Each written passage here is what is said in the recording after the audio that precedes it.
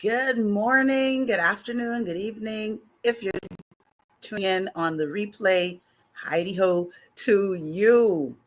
As you may know, I'm Simmone L. Bowe, the Limitless leadership strategist and coach, coming to you live all the way from the Bahamas. And guess what? You know you're a real Bahamian if you say morning more than once. That's a clue. So if you want to come and be culturally relevant, you come and say morning, morning, or you say morning, morning, morning. Just a little cultural tip there for you. Please come on over and visit the Bahamas. We live where other people vacation. I'm so happy to be here with you on another episode of Level Up Live for Limitless Leaders and continuing this series, Transforming Culture. And I wonder if some of our leaders really recognize the power of culture in an organization. I think it's something that we often take for granted, and we feel that, culture will just take care of itself, that it will just happen organically, that whatever you need to create an environment, it will just happen. You don't need to be intentional or strategic about your workplace culture. I want to dispel that myth or that thinking because it is very easy to lose sight of what you really wanted your organization to be and to be like. And so I want to delve into that this morning. Good morning, Donnae. Good morning to all of you who are tuning in on LinkedIn, on Facebook, and also on YouTube, The Limitless You with Simmone L. Bowe. One of my mentees shares great articles with me all the time. He shared this article from Harvard Business Review, why it's so hard to speak up against a toxic culture. And I want to share a little bit of that as we go along, after I pinpoint some of the areas that indicate what toxic, dysfunctional work culture looks like. So let's dig right in to this. Functioning in dysfunction. I have recognized that unfortunately, many of us get accustomed to being in very difficult, dysfunctional environments. Now, there's a difference between being in a difficult environment where perhaps the work may be challenging or the workload is demanding, but there's a difference when your workplace begins to make you sick, whether that is mentally, physically, or emotionally. No workplace should impact your well-being to that extent. And if you find yourself in that situation, you have to do some serious evaluation of where you are, where you want to be. I've found that because we need to work, or I should say, we need an income, we put up and we settle, we tolerate a lot of things that we should not. And unfortunately, this becomes a part of our human condition. Sometimes we do it in relationships, in friendships, in marriages, in partnerships, in business, in other scenarios where we find ourselves, and we settle, we put up with, and we create now unhealthy emotional attachments to things, even if they're negative.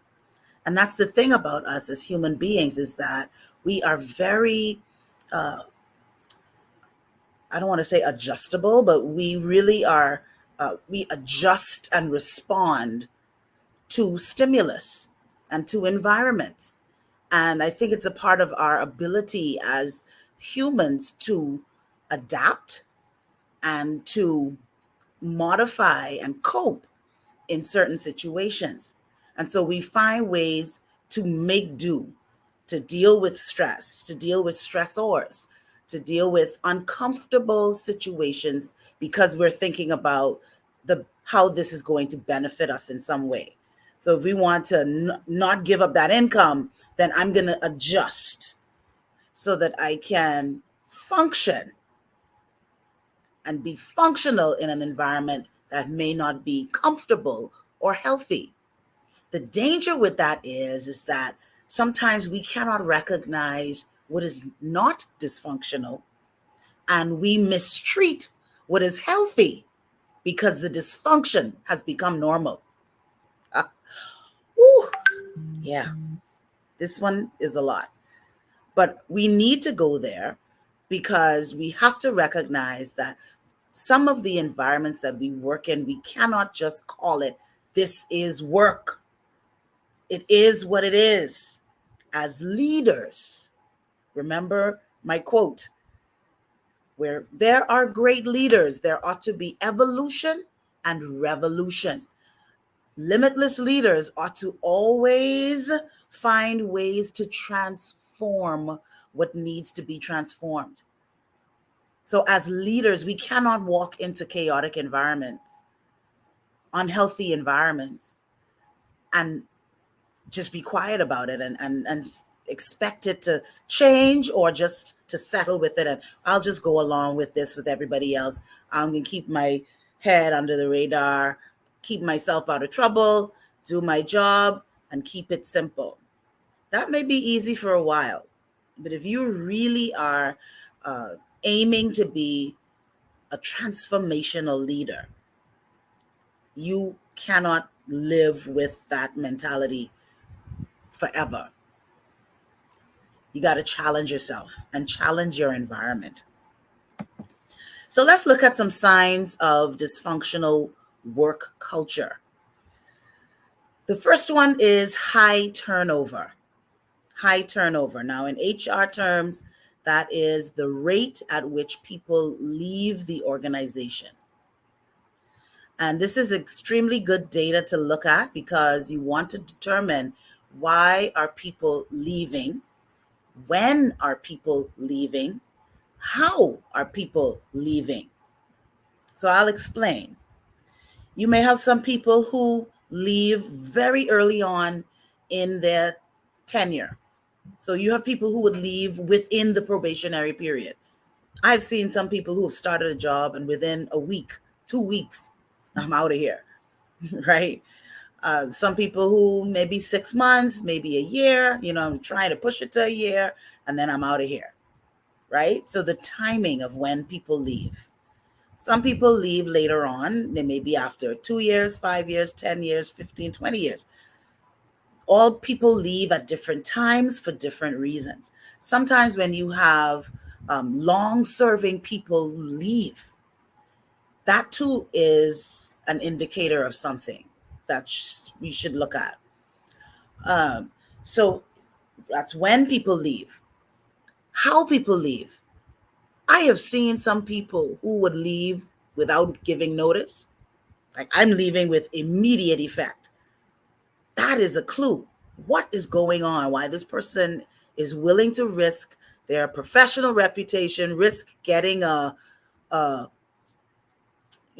getting a positive reference. I'm out of here, right? You have people who would just say, forget y'all. Some people get violent, Some people curse out everybody and leave, right? Some people don't say anything at all. They just don't show back up.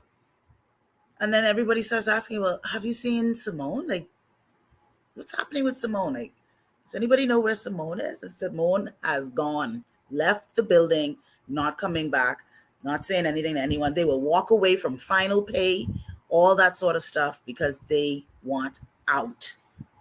Good morning, Mr. Miller. Mr. Miller is saying that he has, in his last employ, we were averaging 2 persons a week leaving. Now, any leader that sees those types of numbers and don't do anything about it, don't try to investigate it, that's a problem. That is a problem. So some companies implement the exit interview or the exit survey, where people leaving, you're trying to capture the why are you leaving, and they try to find out, what was the conditions, what was your management like, what was communication like, what were the benefits like, because some of these things are what's important to people. What was growth and development like, advancement, because people leave for different reasons. They may leave because of the culture, they may leave because of the leadership, they may leave because I feel like I'm not growing, I'm not advancing. They may leave for I don't feel like I'm being properly compensated for the work that I'm doing. So it's very important to try to find out what is causing this turnover.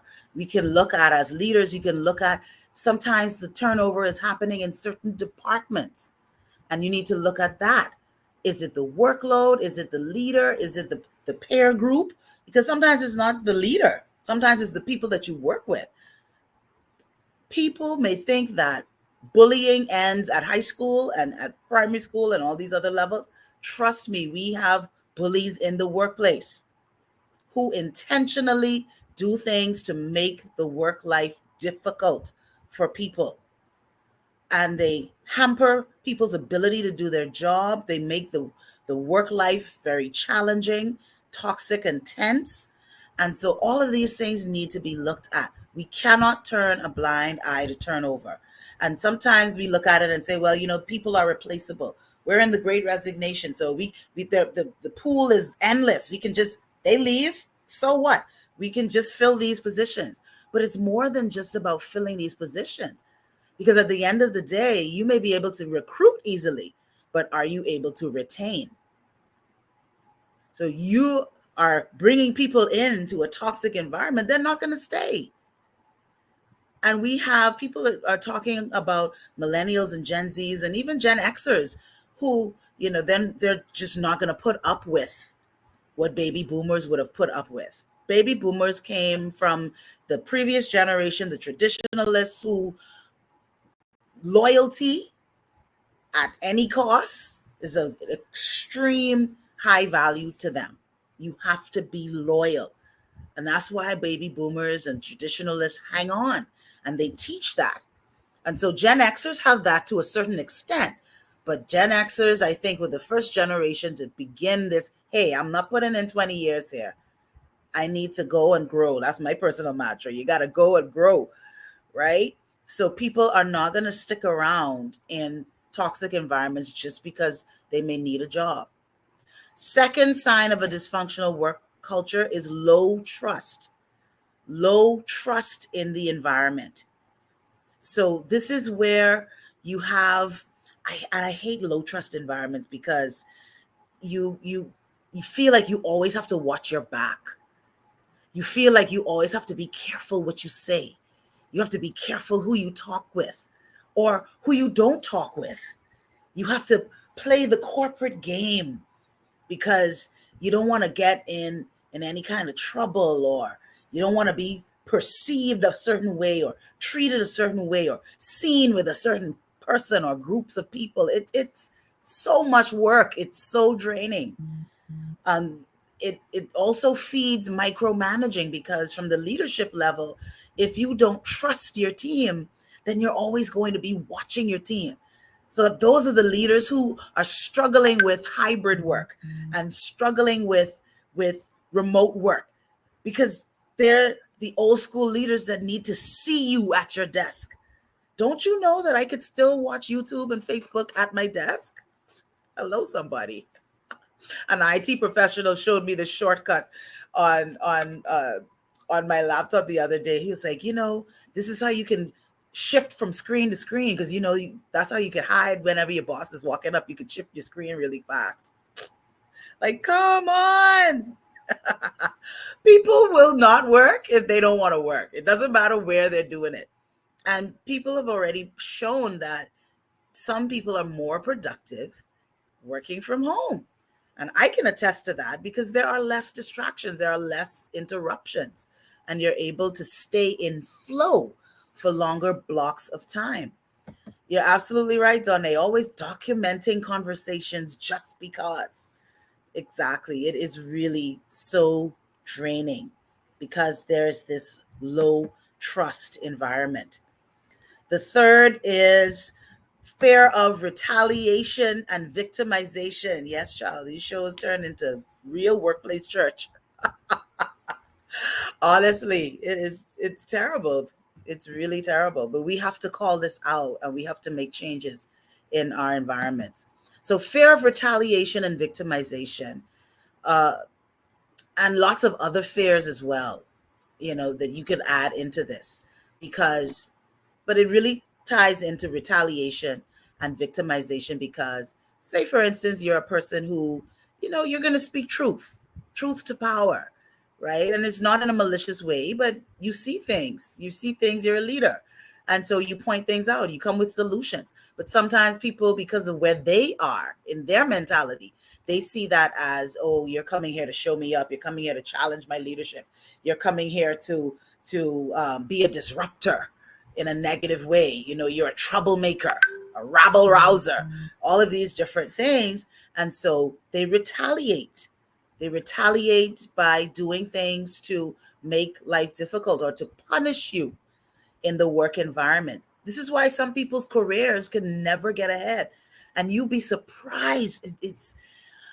I'm an HR professional, and I have to call out some HR professionals on this, because some people will leave your organization and you will still try to hinder people from moving on by giving negative, vindictive references.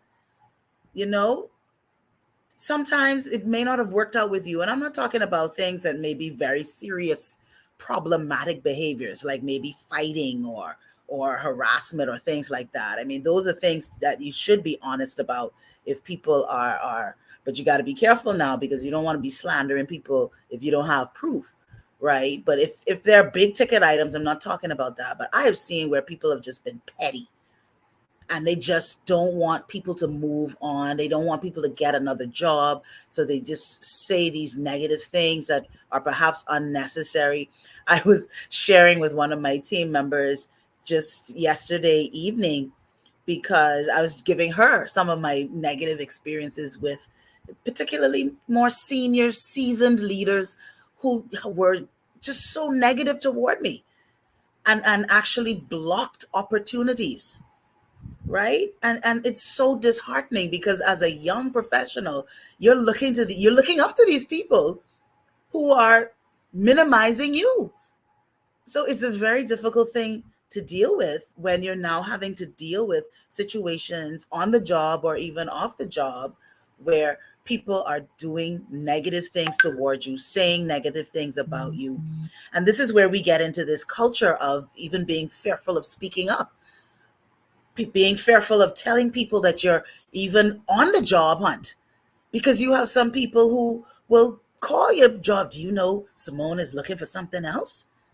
That happened to me before. I went on an interview.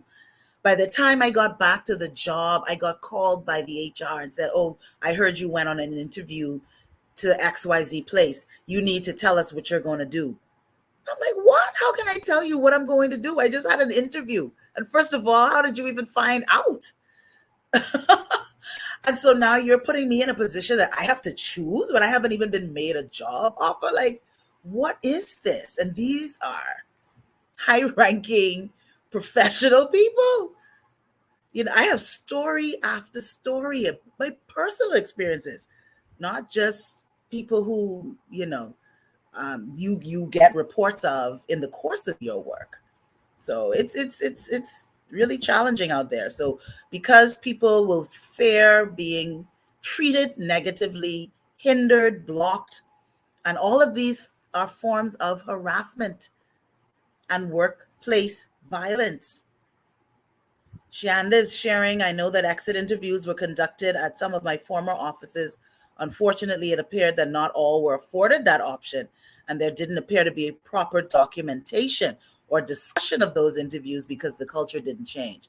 And that is a very important point, because quite often we do these things to say that we're doing it, but we really don't want to make any change, or the persons that need to effect the change don't want to change.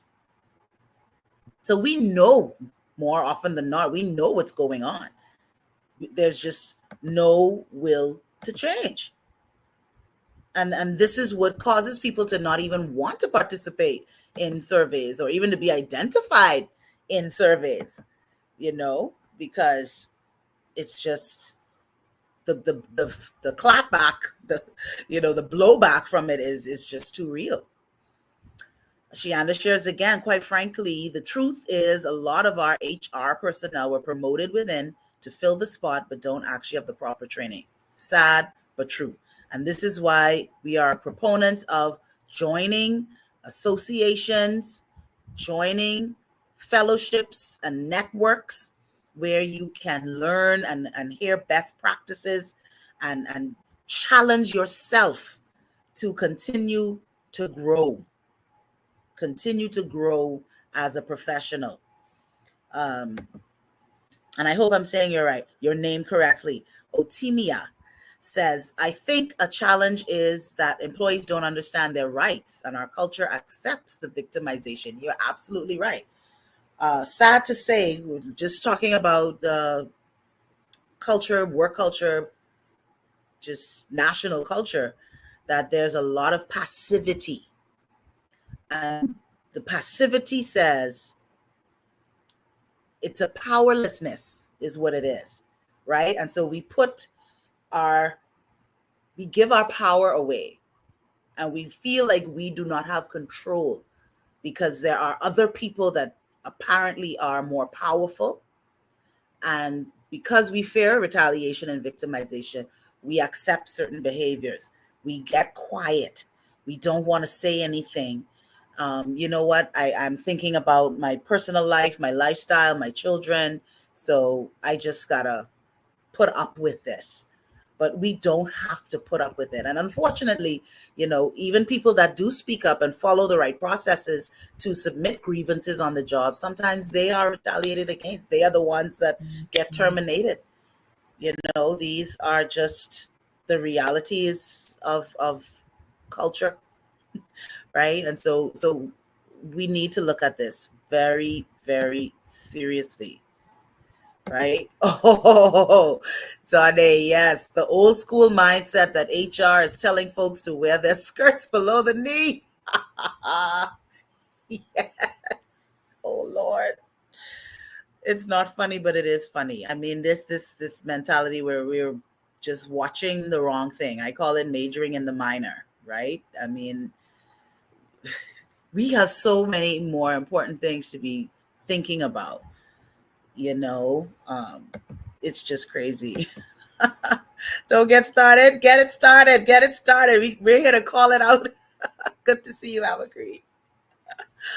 Oh, all the way from Africa. Thanks for tuning in today.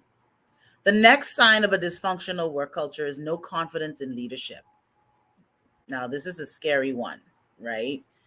But and this is tied to trust, this is tied to people feeling like, you know what?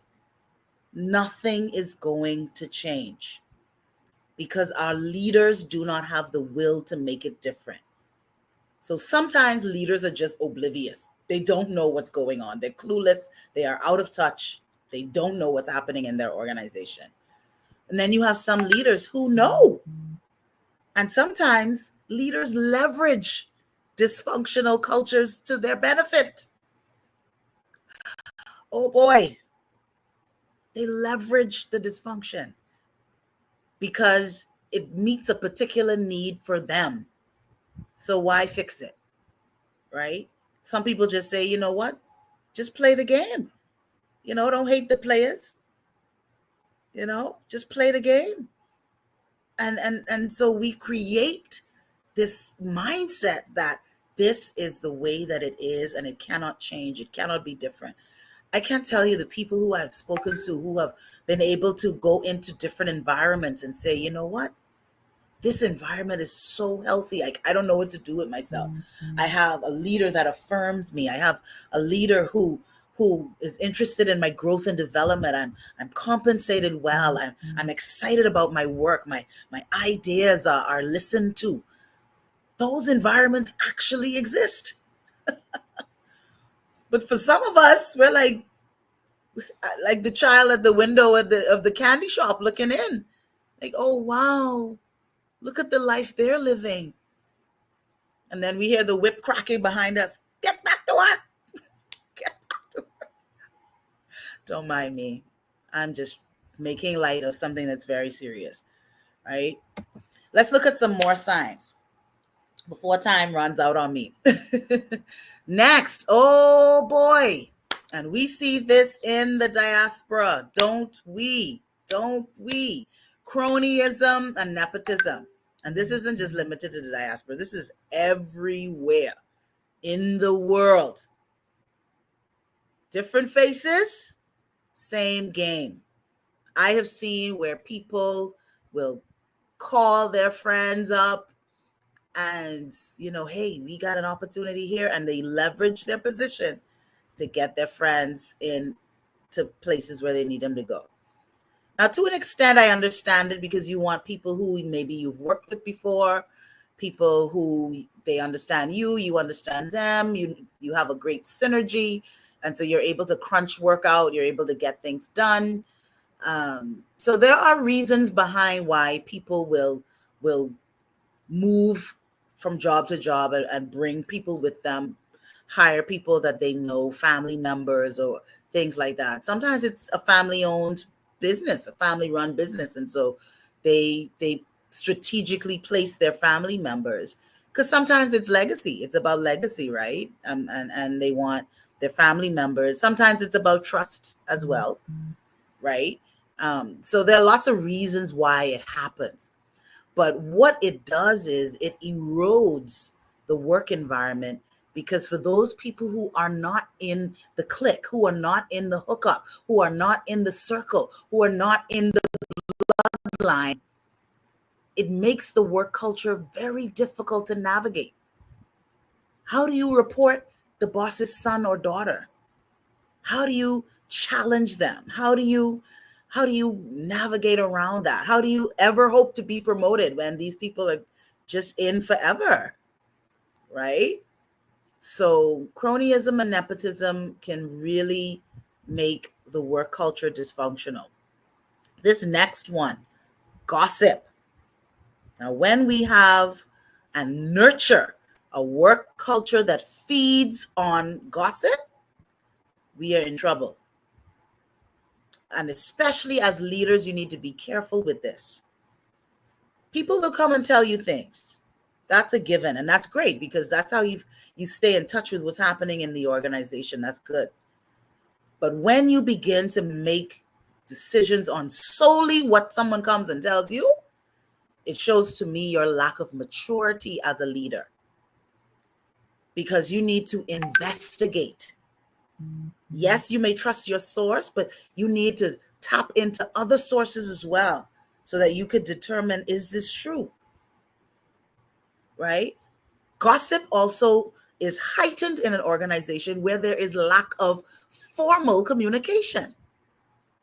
So again, as leaders, we have to have an internal communication strategy, especially in times like this, where it is what we refer to as a VUCA environment, VUCA. It's volatile, it's uncertain, it's complex, and it is filled with anxiety. When we are in changing times, our communication needs to be increased, and we cannot depend on just one form of communication. We have to look at different methods of communication as well. So we can't just be so email centric, because I've had people say, we don't read your emails. We see those emails coming and scroll, moving right along. We're not reading no HR emails. There you have it. So if they're not reading the emails and you're only depending on emails to get the message across, your information is not going to get out there. So people will rely on the informal communication structure, which is The grapevine, gossip. So what we don't know, we are going to make up. Hello? Or we're going to have some little bit of truth. And you know the game. You start the message, and by the time it gets to the end of the line, it's completely different. That's what happens in our organization. So we need to flood our organizations with official, correct information so that we can minimize the gossip. And when people are coming in and as we would say in the Bahamas, sipping, right? That's what we call it. Sip. Begin that sip. Bring in the juice, you know? How are you handling that? Especially when people are doing things, do we say, well, do we need to bring that person in and have a conversation? Let's have a meeting with all of us together. Or when you show that you're not entertaining it, then they stop coming to you with news. How are we as leaders handling the gossip situation? Right? Then they're saying leaders expect HR to gossip to them. Amen. Hallelujah. And when you don't, you're blacklisted. HR's role is not to gossip about employees' personal issues that may be shared. Amen to that. We are expected to be confidential. And this is one of the things that staff, this is why they do not trust HR. Because they can't trust HR with their information. And some people do not trust their leaders with information. They don't want you to see certain things or know certain things about them or things that are going on in their lives. Why? Because you hold it against them or you talk about it in your leadership meetings, or you say, well, oh, they're not ready for that opportunity because such and such is going on in their life. And this is why a lot of times people don't want to come forward. People don't want to get help. We operate now on a culture of secrecy because of this gossip thing. Right? Oh boy, I'm pulling files today. I'm pulling files today. The next sign of a dysfunctional work culture is lack of participation. So this is where we see employees who are just, and it's tied to the next one, lack of engagement. But I separated that because that could look different, right? So lack of participation could be nobody wants to go to the staff Christmas party. You host the event and the same people show up all the time. A majority of the people, I've heard people say it in various organizations that I've worked. I don't want to be around these people. This is my personal time. I have to be around y'all in my 40 hours. I don't have to be around you in my personal time. So I ain't coming. I don't want to eat your food. I don't want to pretend to talk to you. I don't want to do anything. I am staying away from you people because I don't like you. I don't trust you. And the further away from you I can be, the better. Because if truth be told, if I could find another job, I'd find one. So there's that. There's also lack of participation even in meetings. Have you ever been in those meetings where the leader is asking for suggestions or asking for someone's opinion? What do you think? And there's crickets in the room, like nobody's saying anything. People are looking down, people are doodling, or now in the virtual environment, especially if cameras are off, crickets in the room, in the virtual room. No one has anything to say because you don't either respect what I have to say, or you're going to shame me or talk to me badly, or I'm just so disconnected from you because nothing is ever going to change that I'm not going to waste my time. So I'm not going to participate. I'm not going to do my part in teamwork, team projects. And this is what leads now into the lack of engagement, where I don't feel like I want to be a part of this. I don't feel committed to this organization anymore. And you may say, well, then if you don't feel connected, if you don't feel like a part of the organization, then you should just leave. But it's easier said than done, right? I mean, I've seen some people who have walked off the job without even having a plan B, without even having another opportunity, where they're just like, I'm up to here. I can't take it anymore. I'm just going to have to figure this out. I'm going to live off my savings, whatever it is. I'm out of here, right? But you have some people who, they got to wait. They just, because of whatever their situation is, they can't just walk off a job. And so what it does is every day their spirits, are just so broken, and they just continue to disconnect, disconnect, disconnect, disconnect. Some of y'all know about this even in your personal lives and relationships. I've been in there. When you've been in, abusive relationships, or you've been in relationships where it's dying, and it's dying, the relationship is dying, and then there's nothing, you have nothing to give. There's no interest. You're there, but you're not there. You're there, but you're not connected. You don't care, right? And so that's how people are even on the job as well. So many people are hurting and broken, tired, mentally drained, exhausted by the work environment. This is ridiculous. Andrea says, those soul-sucking work environments, yes. Lord have mercy. Them vampire environments suck the life out of you. Andrea says, those darn crickets. Yeah, well, change the culture. Change the culture.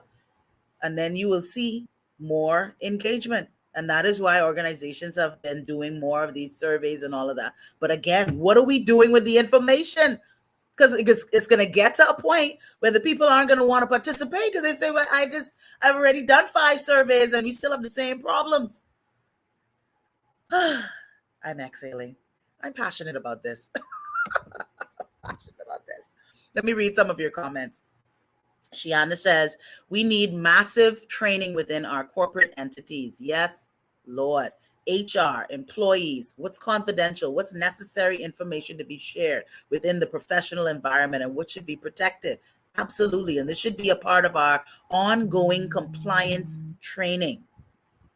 Okay, ongoing compliance training in our organizations, where we are making sure that this is seen as a zero tolerance thing, that this is something of high value in our organizations. Because if it's not treated that way,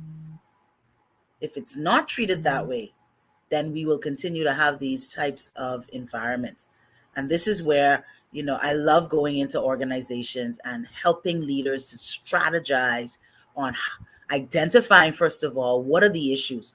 Because a lot of times people think that training is the end all be all, one size fits all stopgap to fixing problems, when a lot of times training is only one dimension of fixing the problem. Sometimes we may have policy issues that we need to fix. Sometimes we may have process issues that we need to fix. Sometimes we have people issues that we need to fix. Sometimes we have people in the wrong positions. People's doing the wrong thing. No, not clear on work responsibilities, or the responsibilities aren't shaped properly. The organization isn't structured properly. There are lots of issues that factor in to many of these situations, and we have to address them properly, right? Training and a shift in mindset is what's needed, Donne says. The socially promoted persons in the industry still have the industry in a chokehold. Unfortunately, that is the truth. Those of us that want to see the change got to keep pushing these much needed changes. It's true. And, we end up being the blacklisted ones. We end up being the ones that are not in these positions of power to affect change, because the system is clogged. And it's clogged, I believe, in some cases for a reason. I think sometimes we want these people in there so that we can continue to maintain these toxic work cultures. Sad to say. Remember, I said earlier that a lot of leaders use the negativity, they leverage the negativity for their own gain. So let me go over these last 4 before I'm completely out of time. So last 4 signs of a dysfunctional work culture: harsh or deceptive communication, or sometimes even the lack of communication or proper communication, right?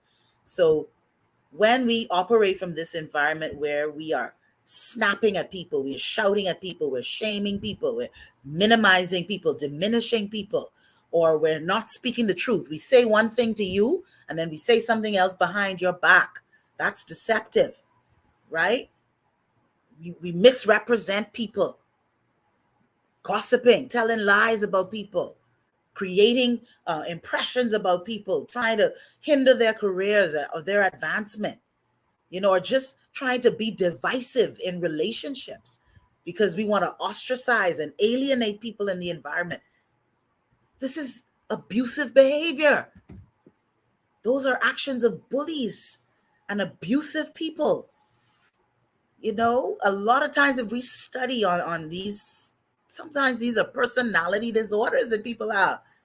Narcissism is a personality disorder. Some people need psychological help, and I'm not even being facetious about it.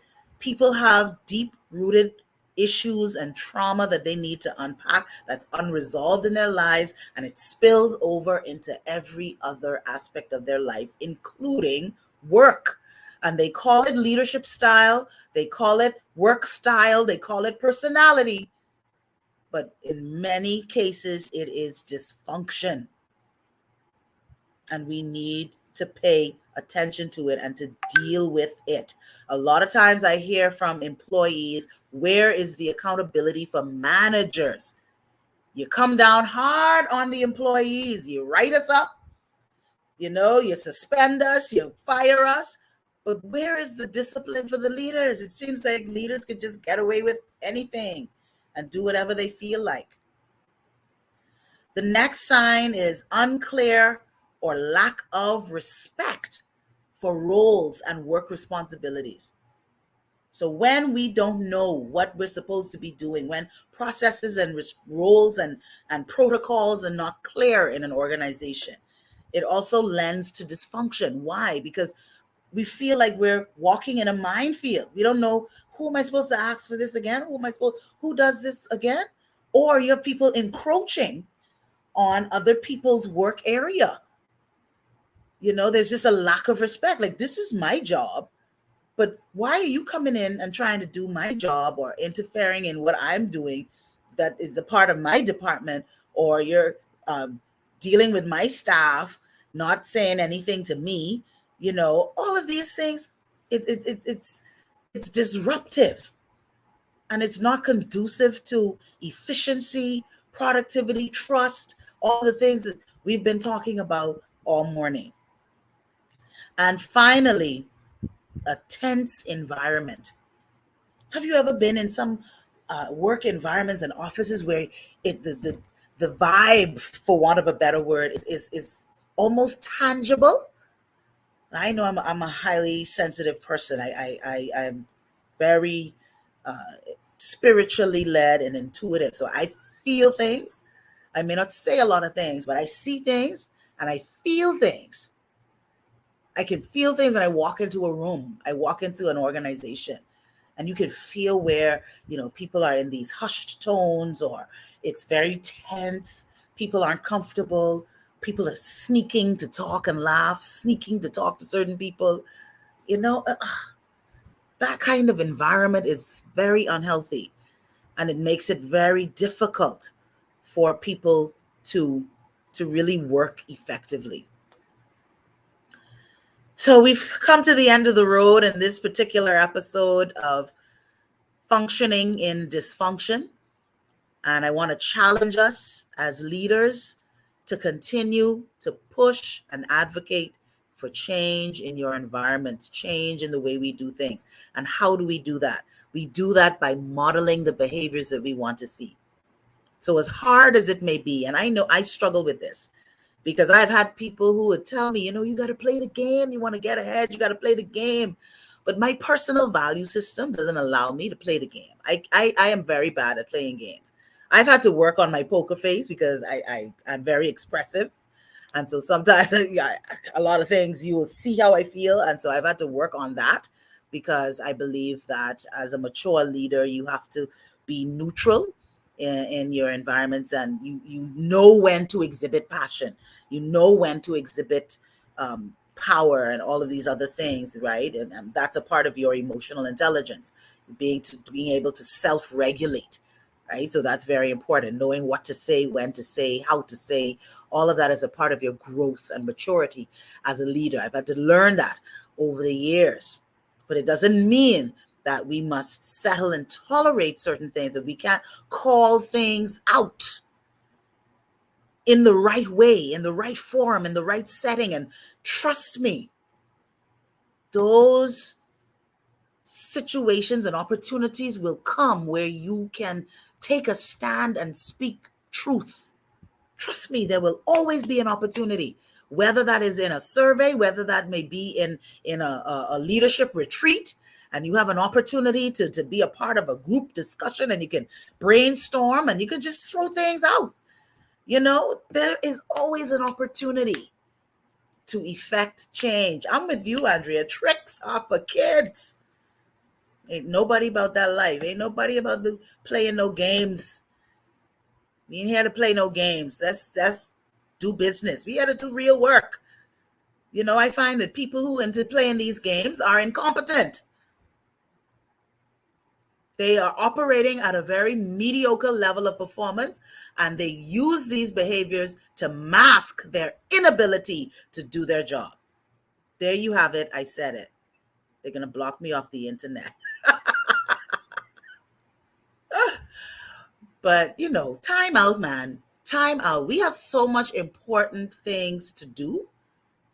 We have so many things that we need to do. So many positive activities. So many ways that we can innovate and level up. That's the name of the show. So many ways to be doing important, valuable activities than doing this ridiculous stuff. So my limitless leaders out there, let's get out there and let's make a difference. Let's be transformational in our environments, and let's continue to have an amazing weekend. In the Bahamas, we are heading into a lovely, long 4-day weekend. On Friday, June 3rd, is our Labor Day. So we are resting and relaxing. It's calling for some bad weather. Of course, this also marks the start of hurricane season. So it's very overcast right now, and expectation of some thunderstorms and things like that. But that's an even better excuse for some of us to just stay in bed and sleep and do some reading and do some things that will uplift our souls and do some good things for ourselves. And on Monday is considered a holy day, right? Holiday, holy day. And so because we are part of the Commonwealth, some of our holidays are of British origin. And Monday is called Whit Monday. So Whit Sunday in the church, that's WHIT. Whit Sunday is also considered Pentecost. So it is that part of the spiritual experience when Jesus appeared to the disciples in the upper room, and there was what was considered an outbreak of the demonstration of the Holy Spirit. Pentecost. 50 days after Easter. 50. So we have a little religious lesson here today. So Whit Monday is actually observed as a holiday, and they usually come close together. So I am very grateful to the calendar, whoever orchestrates the calendar. Thank you for the 4-day weekend that's coming up. We appreciate this time for regrouping, rest, reconnecting, whatever it is that we need to do. And for those of you who don't have the holiday, let's use our time off to self-care and to really to show, care to ourselves so that we can come out strong. Because trust me, this is some hard work. This is hard mentally, physically, emotionally. And so we got to deal with it. We got to find the balance, and we got to make this stuff work. Yes, child. We having a workplace service up in here. We talking the truth. And yes, you get a free history lesson. So y'all go and Google Whit Sunday and Whit Monday and Pentecost. That's right. That's right. We have got to speak truth to power without fear and concern about self-preservation. There comes a time when we get to that crossroads, when we got to that valley of decision, that place where, for this I live, for this I die. That's what leaders do. As you get out there and you realize, for this cause I live, for this cause I die. And it may not be a literal death, but sometimes it may call for great sacrifice. That's the kind of leaders that we are nurturing and developing and encouraging and inspiring here on Level Up Live. Have a great rest of your day, or whatever you are catching this replay. Share the show and share your comments. If you're on Facebook, YouTube, I'll hop over to those platforms and respond to your comments there. Unfortunately, this live platform only allows me to see comments that show up on LinkedIn. So I will come and give you all some love there on Facebook and YouTube after the show. Have a great day, everyone.